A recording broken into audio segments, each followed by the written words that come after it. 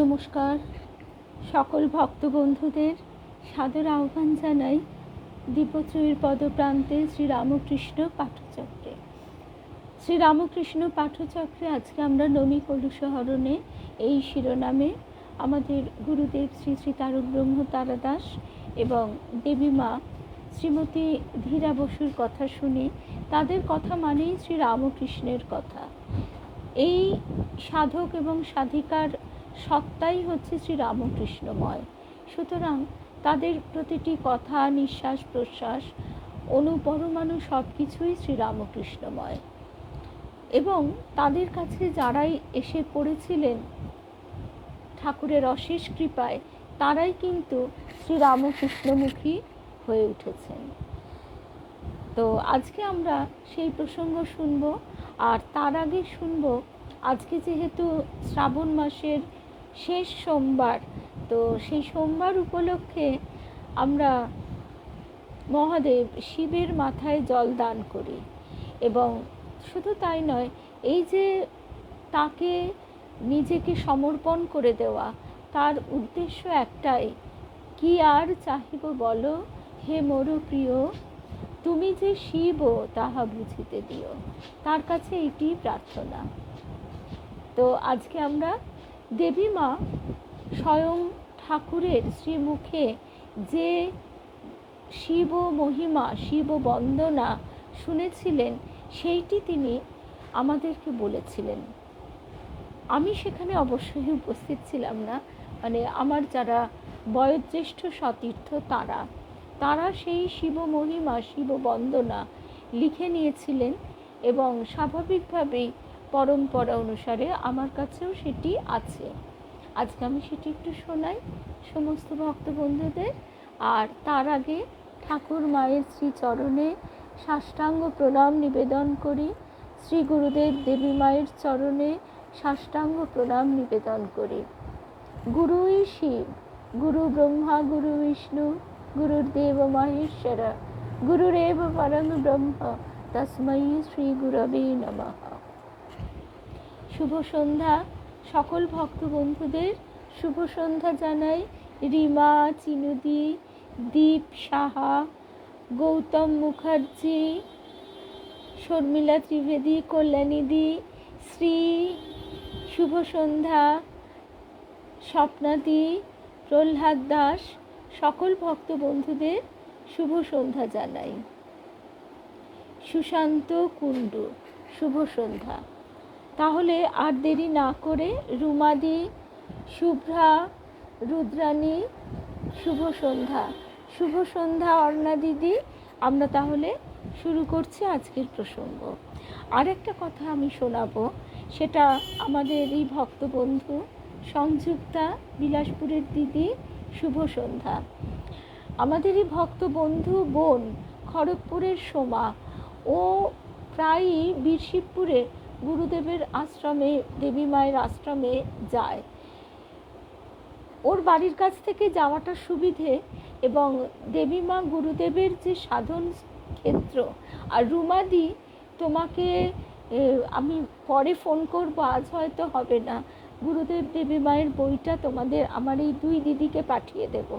চিনুদি, তারপর বিলাসপুরের দিদি, সবাইকে বইটা আমার খুব ইচ্ছা আছে এক এক করে পাঠিয়ে দেওয়ার, যাতে আমরা তো শুনছি কিন্তু আমরা তো কেউ শ্রুতিধর নই। তাই একটু একটু করে যদি আমরা দু একটা লাইন পড়তে থাকি, অর্থাৎ যারা আত্মসচেতন হয়েছে, যাদের সজাগ দৃষ্টি হয়েছে, নিজেকে রূপান্তরিত করবার ইচ্ছা জেগেছে, তাদের পক্ষে এই বইটি কিন্তু মানে অবশ্য পাঠ্যই বলতে হয়।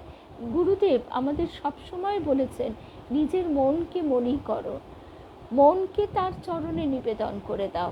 সেটি কিভাবে করবে? পুরোটা একবারে দিতে পারছিস না, একটু একটু করে দে। এরকম গুরুদেবের প্রত্যেকটি কথা যদি আমরা নিজেদের জীবনে পরিস্ফুট করবার চেষ্টা করি, তাহলে খুব সুবিধা হয়। অনলাইনে পেতে গেলে আমাদের সতীর্থ গুরু দাদা কালিকানন্দ মণ্ডল, তার ফোন নাম্বারটা আমি দিয়ে দেব ইচ্ছা করলে যে কেউই অনলাইনে নিতে পারেন। তাহলে আমরা শুরু করি। প্রণয় দাস, অমিতা, কাবেরী, শুভ সন্ধ্যা। তাহলে প্রথমে শিব বন্দনা দিয়েই শুরু করছি। হে পরম শিব, অনন্ত তোমার মহিমা, অসংখ্য তোমার নাম, অপ্রমেয় তোমার লীলা, বিপুল বিরাট তোমার রূপ, যেমন অনুপম সুন্দর তেমনি মধুর গম্ভীর, আবার সদা প্রসন্ন স্নিগ্ধ। যখন তোমাকে দেখি দুই চোখে ধরে না অত রূপ। দুগ্ধ শুভ্র গঙ্গা লুটিয়ে পড়ছে সুউচ্চ তোমার শিরচূড়া থেকে। অর্ধনিমীলিত দুই নয়নে ধ্যান গাঢ় অতলতা, বিপুল যোগ সর্প জ্যোতির্ময় তোমার দেবদেহে সঞ্চারমান। শক্তি ও বলবীর্যের বিপুল পর্বতের মতো দৃশ্যমান তোমার মহিমা গম্ভীর রূপশ্রী মানব নয়ন সহ্য করতে পারে না। তোমার কোলের কাছটিতে যে জ্যোতির ঘন শিব সত্তা, যা তোমার বিপুল রূপের সঙ্গে ওতপ্রোত, আমায় তাই মুগ্ধ করে। সেই তো বিশ্ব সত্তা, জগৎগুরু, সত্যম শিবম সুন্দরম, সাধকের তপস্বীর পরম প্রিয় ধন। হে দেবাদিদেব, চন্দ্রচূড় রূপে তুমি পরম সন্ন্যাসী, তপমূর্তি, কঠিন কঠোর ত্যাগীশ্বর। হে শঙ্কর, তারকেশ্বর রূপে তুমি সর্বজীবের দুঃখ দ্বন্দ্ব মনোক্লেশ নিবারক, সন্তাপহারী। হে গঙ্গাধর, যজ্ঞেশ্বর রূপে তুমি যোগেশ্বর, যোগমূর্তি, ধ্যানেশ্বর, ধ্যানমূর্তি। হে প্রমথেশ, জলেশ্বর রূপে তুমি তরঙ্গিত লীলায়িত, জলধারার উপর আসীন পরম প্রশান্ত মূর্তি, স্থৈর্য আর ধৈর্যের ঘনীভূত বিগ্রহ। হে পিনাক পানি, রামেশ্বর রূপে তুমি স্নিগ্ধ সৌন্দর্য বিলাস মূর্তি, ফুলের সুগন্ধে বিহগ কূজনে সুন্দরের আবেশে মোহন মধুর। হে বিরূপাক্ষ, সুরেশ্বর রূপে তুমি সুরস্রষ্টা, সুরগুরু, সুরলোকবাসী, আপন সুরের রসে আপনি বিমোহিত বিমুগ্ধ। সুরের মধ্যে যে সুরের প্রাণ, তারই আবেশে আত্মমগ্ন। তোমার এই মধুর সুরমূর্তিকে প্রণাম করি। ভৈরব তোমার প্রিয় রাগ, ভৈরব তোমার প্রিয় রাগ। হে শিব শম্ভু, আশুতোষ, নটরাজ রূপে তুমি আনন্দ মূর্তি, প্রেমের বেদির ওপর দণ্ডায়মান। মহিমান্বিত তোমার রূপ, নৃত্যেরও তালে তালে তোমার ফুটে উঠছে ফুল, সৃষ্টি হচ্ছে সুরধারা, আনন্দের ঝঙ্কার উঠছে চারিদিকে।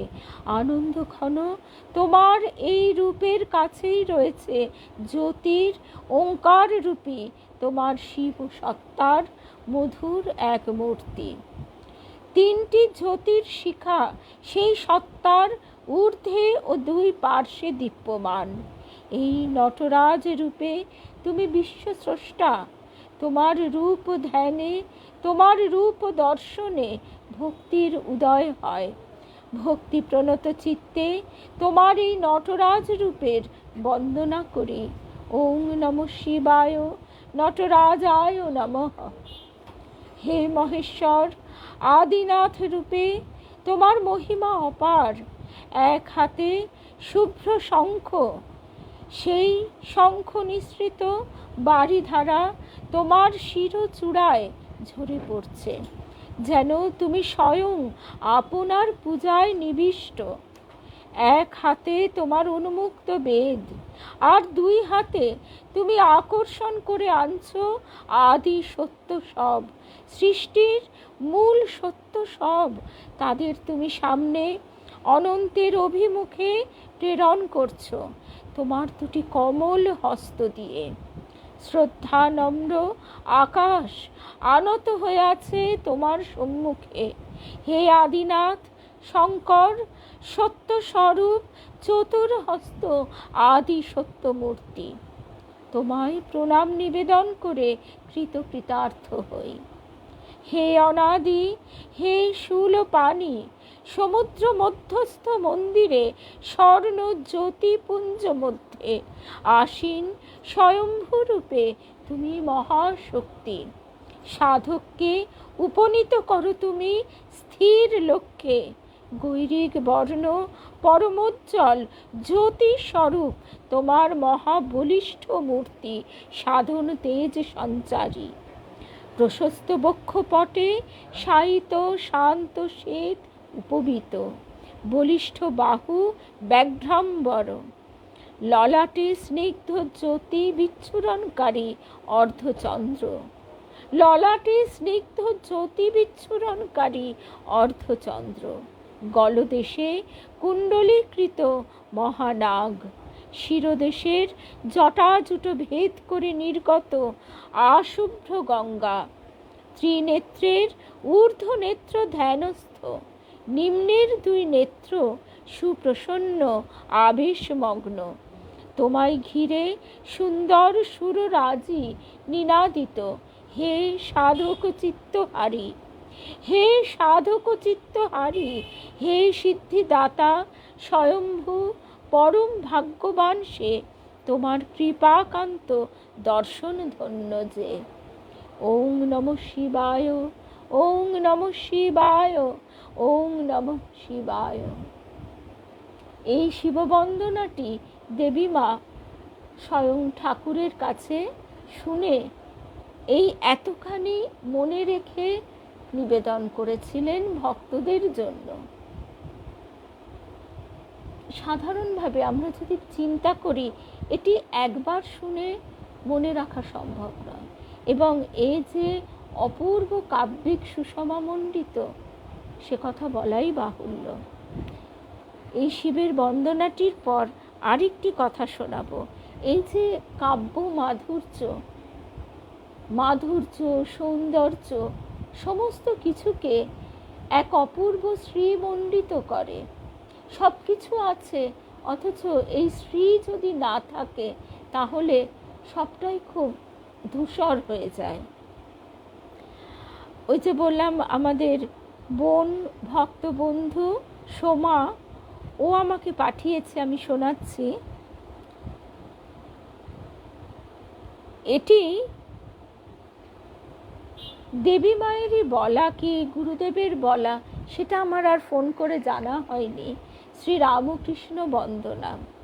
হে ঠাকুর, তুমি আয়ুষ্মান সূর্য, আমি দিন নক্ষত্র, তুমি চন্দ্র, আমি চকর, তুমি জ্যোতি, আমি শিখা, তুমি মঙ্গল, আমি আকুতি, তুমি প্রেম, আমি স্পর্শ, তুমি ধূপ, আমি গন্ধ, তুমি নর্মদার বৈরাগ্য, তুমি কৈলাসের শিব, তুমি মীনাক্ষীর দুর্গা, তুমি গোলকের নারায়ণ, তুমি বৃন্দাবনের প্রেম, তুমি সংসারের শ্রীক্ষেত্র, তুমি পথ, আমি পথিক, তুমি কাণ্ডারী, আমি জীর্ণতরী।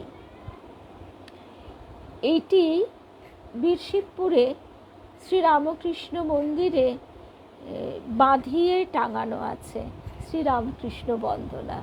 আমাকে সোমা ছবি তুলে দিয়েছে। আমার পক্ষে তো যাওয়া সম্ভব হয় না, অনেকটা দূর। আমি গেছি বার কয়েক তার কৃপায়, কিন্তু মানে সবসময় যাব বললেই যাওয়া হয় না। তো যাই হোক, এত সুন্দর, এত কাব্যিক, এই যে ঠাকুরকে ভালোবাসা, এই ভালোবাসা কেমন আমাদের দেবীমা বলতেন, এই ভালোবাসা বাইরে বাজানো যায় না, অন্তরে বাজে, নিজের মনের মধ্যে সে আপন সুরে আপনি নিমগন। তখন বাইরের বিভিন্ন তরঙ্গগুলি ছুটে এসে সেই ভাবকে হয়তো চায় ছারখার করে দিতে, কিন্তু যে সেই তার প্রেম একবারও মাত্র অনুভব করেছে, সে কিন্তু সেই এক অপূর্ব ভাবের মধ্যেই থাকতে চায়, যেখানে শুধু ঠাকুর। সেই ঠাকুরের কিছু কথা আমরা এবার শুনি।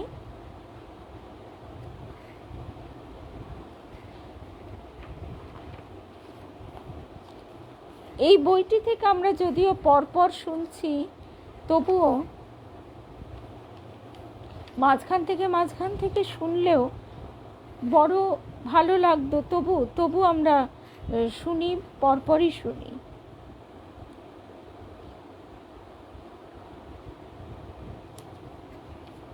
গুরুদেব বলছেন যে বিচার কে করবে? যার সমদৃষ্টি আছে। ও এই ভুল করেছে, এটা তো আমিও করতে পারতাম। তাকে বন্ধুভাবে বোঝাবো, এটা তোমার ভুল হয়েছে, এটা হয়তো আমিও করতে পারতাম, তবে এটা করা ঠিক হয়নি, এসো এটা আমরা শুধরে নিই।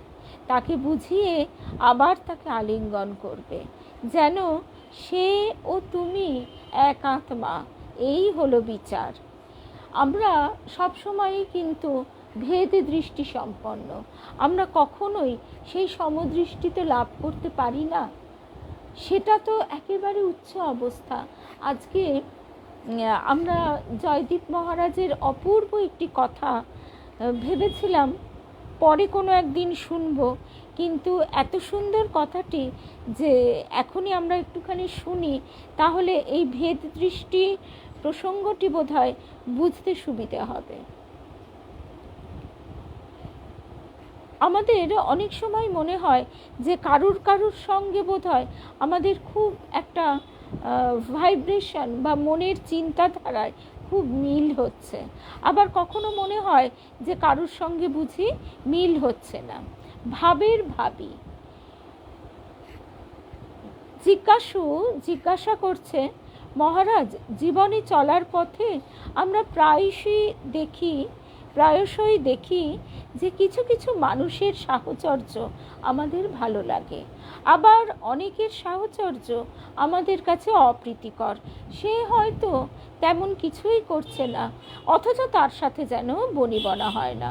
এরকম কেন হয়? তখন জয়দীপ মহারাজ উত্তর দিচ্ছেন, এরকম হয় কারণ আমরা সকলে প্রকৃতির অধীন। কেউ যখন প্রকৃতি থেকে স্বাধীন হয়, তখন তার কাউকে ভালো লাগা অথবা মন্দ লাগার মতো ভেদ দৃষ্টি থাকে না। কিন্তু আমাদের এটাই হয়, আমাদের কাউকে কাউকে ভালো লাগে, কাউকে কাউকে ভালো লাগে না। সব রকমের মানুষের সাথে সে সহজভাবে থাকতে ও মিশতে পারে। আমাদের ভেদ দৃষ্টি যতটা কমবে, আমরা ততটাই কিন্তু সকলের সঙ্গে মিশতে পারবো, সবাইকে আপন করে নিতে পারবো। তেমন এবার সেটা পারাটা একদম চূড়ান্ত অবস্থায় পৌঁছানোটা আমাদের লক্ষ্য, কিন্তু আমরা যতটা এগোতে পারবো ততটাই তো আমাদের পাওয়া। স্বামীজি বলেছিলেন না যে ঈশ্বরকে পেতে হলে কি করতে হবে? একজন বলেছিল সে পুরো ঘর বন্ধ করে, চোখ বন্ধ করে সে ঈশ্বরকে চিন্তা করছে, ধ্যান করছে, কিন্তু কিছুই হচ্ছে না। স্বামীজি বললেন, আগে দরজা জানলা সব খুলে দাও, বেরিয়ে এসো, চোখ খোলো, সবাইকে আপন করে নাও। সবার মধ্যে তিনি আছেন, তিনি তোমার ওই বন্ধ ঘরে নেই। প্রকৃতির এই যে আমাদের গুরুদেব যে বলছেন যে বিচার কে করবে? যার সমদৃষ্টি আছে। এই সমদৃষ্টি আনাটাই হচ্ছে কঠিন। সেই জন্যেই আজকে এই জয়দীপ মহারাজের প্রসঙ্গটা এলাম। সমদৃষ্টির কথাটা কীরকম? জয়দীপ মহারাজ বলছেন, এখানে প্রকৃতির অধীন বলতে স্বভাবের যে প্রকৃতি তার কথা বলছি। আমাদের কার কি ভাব ও গুণ, সেই অনুযায়ী আমাদের কি পছন্দ ও অপছন্দ, এইসব বিচার আমাদের মধ্যে চলে আসে। যেমন একজন সাত্ত্বিক মানুষ আরেকজন সাত্ত্বিক মানুষের সঙ্গ বেশি পছন্দ করবে। একজন রাজসিক মানুষ আরেকজন রাজসিক মানুষকে পছন্দ করবে। আবার তামসিক মানুষ তামসিকের সাথে থাকতে পছন্দ করবে। একজন তামসিক মানুষ হয়তো গালাগাল দিয়ে কথা বলে, কথায় কথায় থুতু ফেলে, তার কাছাকাছি এসে একজন সাত্ত্বিক মানুষ শিউরে উঠবে। ঠাকুর রামকৃষ্ণ বলতেন, ভাবের ভাবী। ঈশ্বরের প্রতি যখন আমাদের নব অনুরাগ তৈরি হয়, যখন আমরা ঈশ্বরের পথে এগোই, তখন বৈষয়িক কথার মধ্যে থাকতে আর ভালো লাগে না। বৈষয়িক মানুষদের সাথে সিনেমা, রাজনীতি, সাহিত্য ও খেলা নিয়ে একসময় হয়তো অনেক গল্প করেছে, কিন্তু এখন তাদেরকেও অতটা ভালো লাগে না। এটা আমরা নিজের নিজের জীবন দিয়ে অবশ্যই কিছু কিছু ক্ষেত্রে বুঝতে তো পারি। তখন প্রাণ কেবল ভগবানের কথা শুনতে চায় এবং তেমন মানুষেরই সঙ্গ চায়। বিষয়ী মানুষদের কিছুটা এড়িয়ে নিজের রুচি অনুযায়ী সে এভাবে ভাবের ভাবী খোঁজে। সে তখন এমন সঙ্গই চায় যা তার পক্ষে মঙ্গলকর ও কল্যাণকর। বেশ অনেক দিন এই অবস্থা চলে। স্পষ্টতই সকলের সাহচর্য ভালো লাগতে হবে, সকলকে পছন্দ করতে হবে, কাউকে নিয়ে কোনো অস্বস্তি হবে না। এই ধরনের সাম্যবাদী মানসিকতা আধ্যাত্মিক জগতে হয় না। যতক্ষণ আমরা প্রকৃতির অধীন, ততক্ষণ স্বভাব ও গুণকে মানতেই হবে। এই জগৎ ত্রিগুণাত্মিকা শক্তির প্রকাশ, সত্য, রজ, তম। এবার সত্যগুণ কি? ক্ষমা, দয়া, প্রীতি, অভিযোগহীনতা, পরস্পরের প্রতি ভালোবাসা, সকলের প্রতি সহানুভূতি, এইগুলি। সকলের কষ্টের নিজের ফিল করা, এইগুলি মানে যেটাকে আমরা ওই এমপ্যাথি বলি।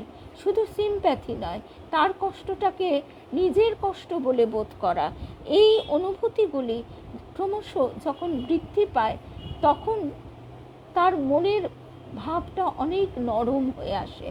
আবার এই নয় যে সকলের প্রতি ভালোবাসা মানে সবসময় সবাই মিলে হই হুল্লোড় করা। আবার রাজসিক, রজগুণ কি? তারা একটু হই হুল্লোড়, আড়ম্বর ইত্যাদি ইত্যাদি পছন্দ করে। আর তামসিক যত খারাপ গুণ সেইগুলি আমরা দেখতে পাই। তারপরে যে কথাটি জয়দীপ মহারাজ বলছেন, এটিও খুব অনুধাবনযোগ্য। এই যে আমরা জীবনের চলার পথ বলি, এটা কোনটা? কোন চলার পথের কথা বলছো? পড়াশোনা শেষ করে চাকরি পাওয়া, কি তোমার কাজের জগতে ডুবে যাওয়া, বা বিবাহ করাকে কি চলা বলছো? আমি একে চলা বলি না। যে জীবনে খোঁজ আছে, যে জীবনে আমরা ঈশ্বরের পথে এগোচ্ছি, তাকেই আমি চলা বলি। আত্মানং বিদ্ধি। নিজেকে খোঁজো, নিজেকে জানো। সেদিন মধুরিমাদি যেমন বলল রবি ঠাকুরের গানে, আপনাকে এই জানা আমার ফুরাবে না, এই জানারই সঙ্গে সঙ্গে তোমায় চেনা। আমরা নিজেকে খুঁজি না, আমরা বাইরের জগতে বহির্মুখী মনকে আরও বহির্মুখী হবার দিকেই ঠেলে দিই। সে তো কোথায়, হ্যাঁ, বাদ বাকি যা কিছু হচ্ছে সেগুলো অভিজ্ঞতা। আমাদের জীবনের যে সমস্ত সঙ্গ, সান্নিধ্য, যা কিছু আমরা পাই, ঘটনা যা কিছু ঘটে, সবই অভিজ্ঞতা। ঠিক ঠিক মন নিয়ে করলে সেগুলোও সাধনা। জীবন মানেই কর্মক্ষেত্র, সাধন ক্ষেত্র। ঈশ্বরের পথে এগোনোই হচ্ছে আসল চলা। জীবনের ঈশ্বরের পথে এগোনোই হচ্ছে আসল চলা। আমরা যখন এমন মনুষ্য জন্ম পেয়েছি, ঠাকুরের কৃপা পেয়েছি, তারপরেও কেন আমরা নিজেদের এইভাবে ক্ষয় করব? কেন নিজেদেরকে আমরা আরও ডিলে করব? আমরা আমাদের সেই ব্যাকুলতা নেই, জাগে না। তবুও জাগে না বলে আমাদের গুরুদেব বলতেন যে কথা, ওই ঢিমেতে তালা হলে হবে না, হচ্ছে হবে, এ জন্মে এটুকু তো হলো, এই ভাব নিয়ে হবে না, এ জন্মেই হতে হবে। এ জন্মে যদি তুমি ঈশ্বরকে না পেলে তাহলে কি হলো, তোমার জন্মটা সম্পূর্ণ বৃথা গেল। জয়দীপ মহারাজও সেই কথাই বলছে, সেটাই জীবনের চলা। আমাদের সকলের ক্ষেত্রেই এ কথা সত্য। সেই চলার পথে অনেক সময় সম্পূর্ণ অপরিচিত কাউকে দেখে মনে হয় যেন সে খুব আপনজন, আগে থেকেই তার সঙ্গে পরিচয় আছে। তেমন কারোর সাথে আলাপ করলে খুব তাড়াতাড়ি বন্ধুত্ব হয়ে যায়। এরকম হলে বুঝতে হবে যে তার সাথে নিশ্চয়ই জন্মান্তরের কোনো যোগ আছে। সেই যোগের রেশ শুভ ও ইতিবাচক। আবার উল্টোটাও হতে পারে, একজন অত্যন্ত ভদ্র ও সজ্জন ব্যক্তিকে দেখেই যেন মনে হয় তার থেকে দূরে থাকি, তাকে যেন পছন্দ হচ্ছে না, তার সঙ্গ করতেও ইচ্ছা হচ্ছে না। অন্তর থেকে যখন এরকম হবে তখন জানতে হবে এখানেও পূর্বজন্মের কিছু যোগ ও রেশ আছে যা অপ্রীতিকর।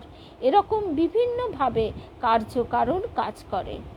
প্রথমত নিজের রুচির দিকেও তাকাতে হবে, খেয়াল রাখতে হবে যতক্ষণ না আমরা ভগবৎ স্থিতিতে পৌঁছচ্ছি ততক্ষণ আমাদের ব্যক্তিগত রুচির ভূমিকা আছে।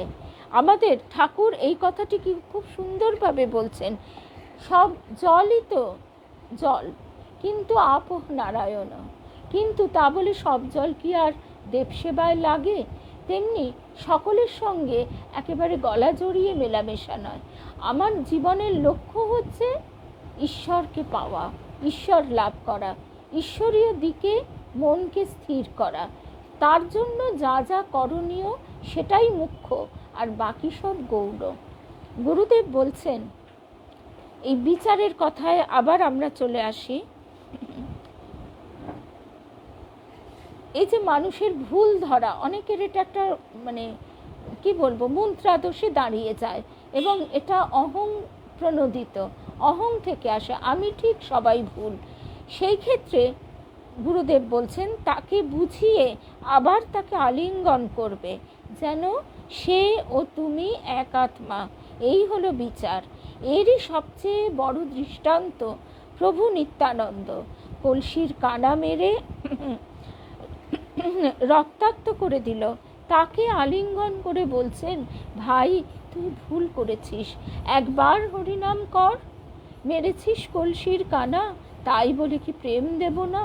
এটা পারেন কে? স্বয়ং প্রভু নিত্যানন্দ। তিনি নিত্য, তিনি আনন্দ, তিনি আনন্দ স্বরূপ। এই আনন্দে নিত্য স্থিতির জন্য ত্যাগ, প্রেম, বিবেক, বৈরাগ্য, তিতিক্ষা আছে, আর সবার উপরে আছে ক্ষমা। সেই পারে বিচার করতে, যে ক্ষমা করতে পারে সমস্ত অন্তর দিয়ে। এই গুরুদেব সবসময় আমাদের এই কথাটি বলতেন, সমস্ত অন্তর দিয়ে, লোক দেখানো যেন না হয়। ঠাকুর বারবার বলছেন, ধ্যান করবে কোথায়? মনে বনে কোণে, বাইরের কারোর জন্যে নয়। বাইরে কে কি বলল না বলল সেটা বড় কথা নয়। অনেক দিন পর দোলন। আচ্ছা, তারপরে আমরা চলে আসছি 1984 সালে 26শে মে। ঠাকুরকে একজন ভক্ত জিজ্ঞাসা করছেন, আসলে ঠাকুর মানে আমাদের গুরুদেব, যিনি এই প্রসঙ্গগুলি লিখেছেন, তিনি ঠাকুর বলে ডাকতেন আমাদের গুরুদেবকে, আর আমরা গুরুদেব বলে ডাকতাম, আর তার স্ত্রী তিনি বাবা ঠাকুর বলতেন। তা গুরুদেবকে জিজ্ঞাসা করছে, বিপদ তারণ না হয়ে বিপদ বারণ কেন হলো না? তিনি আমাদের বিপদে তাহলে ফেলে তারপর তারণ করছেন কেন? বিপদে না ফেললেই তো হতো। বিপদ আসতেই পারে, আসবে, সেজন্য ড্রাইভারদের হেড গিয়ার পড়তেই হয়। একমাত্র সহায় বিশ্বাস, সেটা গোড়ার কথা। যেন একটা মোটা রাবার ব্যান্ড লাগানো আছে বিশ্বাস, বর্মের মতো। আমার ভিতরে সেই বিশ্বাসের দৃঢ়তা এতটাই যে আসুক, আমি বুক পেতে দেব, বিপদ আসে আসুক, তিনি তো আছেন বিপদ তারণ। তিনি আমাকে ত্রাণ করবেন, আমি বুক পেতে দেব, সেই বিশ্বাস। বলতেন গুরুদেব, বিশ্বাস দুরকম, অটল বিশ্বাস, সেটা জ্ঞান মার্গে লাভ হয়, আর সরল বিশ্বাস, যেটা ভক্তি মার্গে লাভ হয়। সরল বিশ্বাস কেমন? ওই মা বলে দিয়েছে ছেলেকে, বাবা তোমার বোনের মধ্যে দিয়ে যেতে ভয় করে, কিন্তু ভয় পেও না, ওই বনে তোমার দাদা আছে, মধুসূদন দাদা, তাকে তুমি ডাকবে। বালকের হচ্ছে সেই সরল বিশ্বাস। সত্যি সে এই সরল বিশ্বাসে ভর করে মধুসূদন দাদার সাক্ষাৎ দর্শন পায়। আর তার পণ্ডিত মানে তার টিচার, শিক্ষক কিন্তু তার সে দর্শন হয় না, কারণ তার সংশয় বুদ্ধি। আবার জ্ঞান মার্গে অটল বিশ্বাস, জ্ঞানী যে, সে আলটিমেটলি বুঝতে পারে যে সব কিছুর মূল তিনি, এই মূল শক্তি কেন্দ্রটা তিনি। সুতরাং তিনি যেভাবে আমাকে চালাবেন আমি সেভাবেই চলবো, এর কোনো অন্যথা হয় না। এবারে বিপদ আসলে আমরা যদি তার উপর নির্ভর করি, তার শরণ নিই, তাহলে অবশ্যই সেই বিপদ থেকে ত্রাণ পাওয়া যায়। জ্ঞান, এটা হচ্ছে জ্ঞানের কথা। আচ্ছা, ভক্তি মার্গে কি হয়? কোনো শর্ত থাকে না, থাকতে পারে না। শর্ত ছেড়ে সত্য হও, সত্য গুণ যেটাকে বলে, শর্ত ছেড়ে সত্য হও, সত্য গুণের অধিকারী হও, সবচেয়ে ভালো আম সত্য হও। আমের বাইরের আবরণ, তমর আবরণ খোসা ফেলে দাও। আটি হলো মনের পাকানো জট, শ্বাস রজমিশ্রিত সত্য। শ্বাসটা কি? রজগুণ মিশ্রিত সত্যগুণ। কর্ম দ্বারা রজগুণ নিংড়ে নিংড়ে আটি আর আঁশ বের করে দাও। কেননা আমের শ্বাসের মধ্যেও কিন্তু আঁশ থাকে। মনটাকে সহজ সরল পরিষ্কার করো, মনটাকে সহজ সরল পরিষ্কার করো। সত্য গুণাশ্রিত হও, অর্থাৎ যেটা নির্যাস, যেটা খাঁটি, তাকে লাভ করো। জ্ঞান সূর্যের তাপে তাকে শক্ত করো, আমসত্য করো। পরিপূর্ণ সত্য জ্ঞানের রূপ দাও, তারপর ইচ্ছা হয় ভক্তিরূপ দুধে ভিজিয়ে খাও। তারপর ইচ্ছা হয় ভক্তিরূপ দুধে ভিজিয়ে খাও। এর জন্য চাই প্রেম, ভক্তি, ভালোবাসা। অর্থাৎ তার সঙ্গে যে সম্পর্ক, এই সম্পর্ক বাইরের আর কারো কোনো কিছুর সঙ্গে নয়। এই মধুর সম্পর্ক দৃষ্টান্ত আমরা ওই শারদেশ্বরী আশ্রমে মায়েদের দেখতে পাই। জগৎ একদিকে, লালজিকে নিয়ে মায়েরা একদিকে। তাদের আড়ম্বর নেই, তাদের কিচ্ছু নেই, কিন্তু অভাবও নেই। না হলে কোনো মানুষ বলতে পারে তিনি কানে শোনেন না। আমরা একটু এদিক থেকে ওদিক শরীরে হলেই উফ বাবা করে একেবারে অস্থির হয়ে পড়ি। তখন আমরা বুঝতে পারি তার এই দেহযন্ত্রটির প্রত্যেকটি অংশ কতটা গুরুত্বপূর্ণ। তিনি কানে শোনেন না। আজ তার যে বয়স, তা আজ থেকে অন্তত 10 বছর আগেও যখন তিনি আস্তে আস্তে শ্রবণ শক্তি হারিয়ে ফেলছেন, তখন কমলা মা বলেছিলেন, দুর্গা মা বলেছিলেন যে ডাক্তার দেখিয়ে শ্রবণ যন্ত্র লাগাও। একদম রাজি হননি তিনি, বলেছেন না, জগতের কথা আমার শোনার দরকার নেই, শুধু লালজির কথা শুনবো। এই কথাটা যেদিন থেকে আমি শুনেছি, সেদিন থেকে স্তব্ধ বিস্ময়ে আমি গেলে মাকে শুধু যেদিন স্পর্শ করা যায় স্পর্শ করি, তার শক্তি যাতে আমার ভিতরে আসে। কারণ মায়েরা প্রণামও সবসময় নিতে চায় না, আর তারপরে যারা যখন লালজির সেবায় থাকেন তাদের শুদ্ধাচার সবসময় এতটাই যে আমরা বাইরের পোশাকে এতে ওতে তাদের স্পর্শ করি না। নিষ্ঠা আর বিশ্বাস, বিশ্বাস গোড়ার কথা, তারপর জ্ঞান যোগে আসে নিষ্ঠা, তারপর আসে সরলতা ও ও ভালোবাসা। গুরু বাক্যে বিশ্বাস, চাই অটল বিশ্বাস ও মন্ত্রে নিষ্ঠা। সেদিনই পড়ছিলাম গৌরীমা বলছেন গুরু, ইষ্ট, মন্ত্র সব এক, কোনো তফাৎ নেই। দীক্ষা মানে কি? দীক্ষা মানে বিবাহ।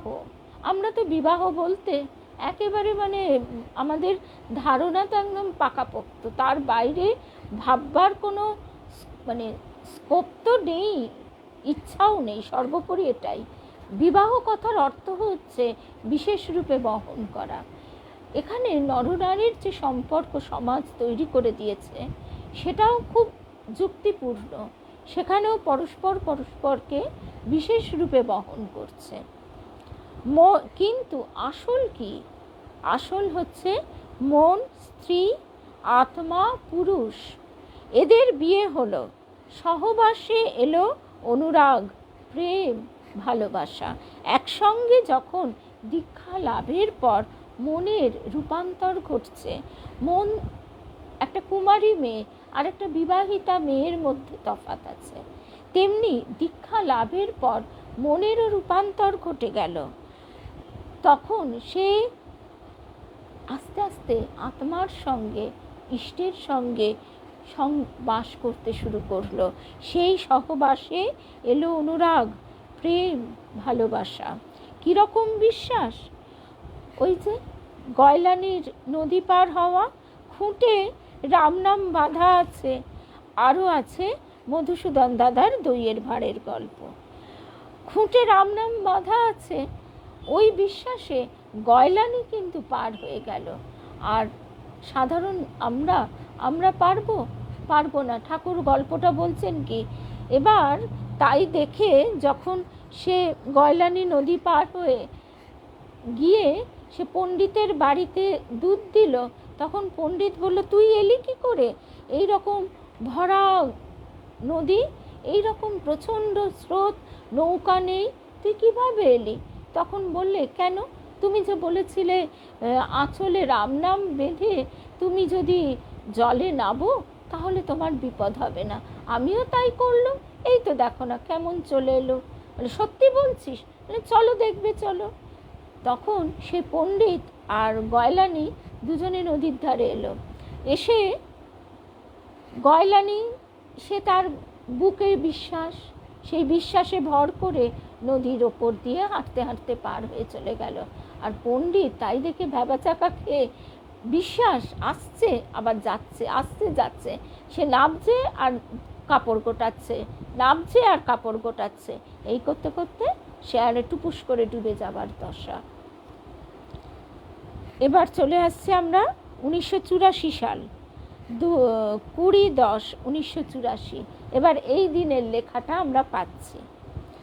সন্ধ্যার পর দেবীমা পাশের ঘরে বসে মন্তব্য করছেন সংসার না করার সুবিধা সম্বন্ধে।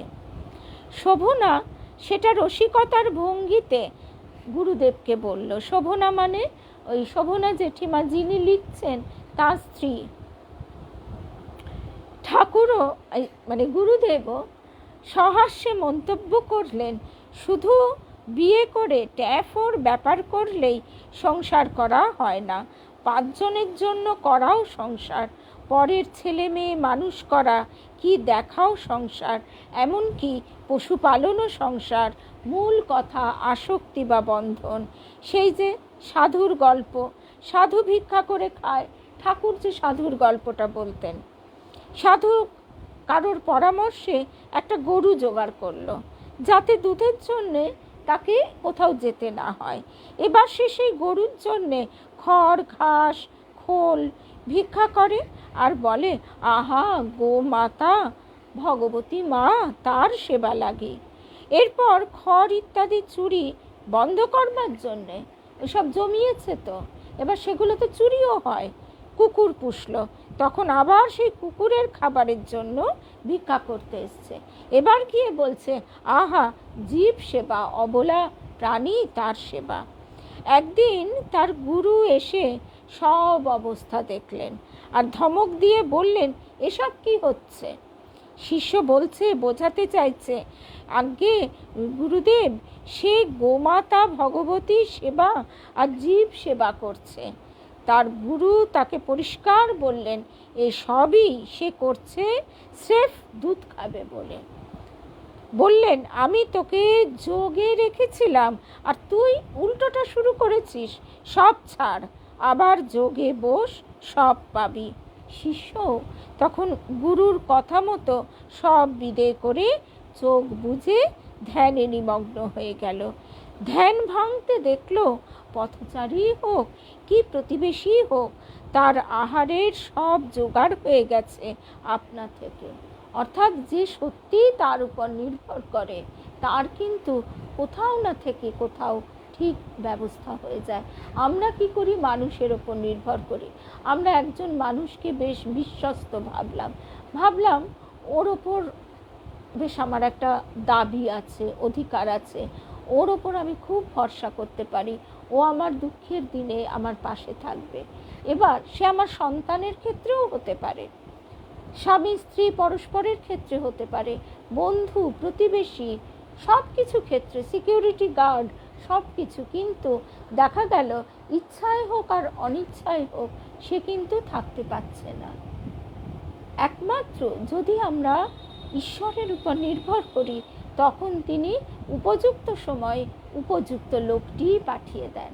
কোথা থেকে কিভাবে করবেন সেটা তার ব্যাপার, সেটা তো আমার বিচার করবার, আমার হিসেব করে ভাববার বিষয় নয়। গুরুদেব বলতেন, তুমি চিন্তামণিকে চিন্তা করো, আর তোমায় কিছু চিন্তা করতে হবে না। তার জগৎ তিনি চিন্তা করবেন, তুমি চিন্তামণিকে চিন্তা করো। কিন্তু এটা আমাদের বুদ্ধিবৃত্তি সেই পথে যেতে দেয় না। তার কারণ মহামায়ার মায়া। এবং সবাই সেটা করবে তাও নয়, কোটিতে গুটিক সেটা করে এবং করবার চেষ্টা করে, করেও না, করবার চেষ্টা করে। সেই চেষ্টাটুকুও সফল হয় না এক জন্মে। সুতরাং এটা হচ্ছে আমাদের আদর্শ। এক্ষুনি হয়তো কেউ রে করে তেড়ে আসবে যে সবাই যদি এই করে জগৎ আটকে যাবে। জগৎও আটকাবে না, সবাই এ কাজ করবেও না। তারপর গুরুদেব বলছেন, যোগের 3 রূপ: মন, ধ্যান, কর্ম। এটাই আজকে আমাদের শেষ প্রসঙ্গ। আবার ভক্তি যোগ, সবার ওপরে প্রেম যোগ।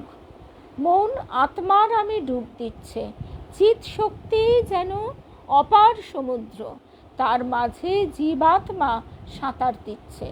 তাকে চালিত করছেন স্বয়ং জ্ঞানরূপী শিব।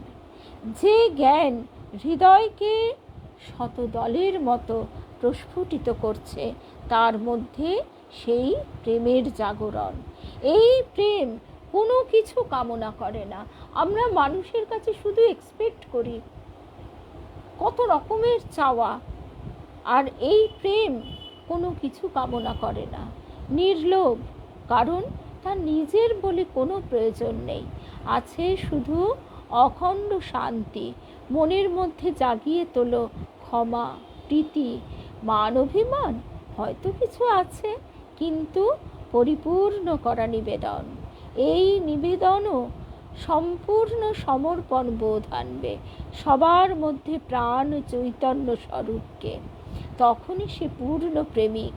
প্রহ্লাদ যেমন কৃষ্ণ প্রেমে পূর্ণ নিবেদিত প্রাণ, তাকে বিষ খাওয়ালেও সেটা অমৃতে রূপান্তরিত হচ্ছে।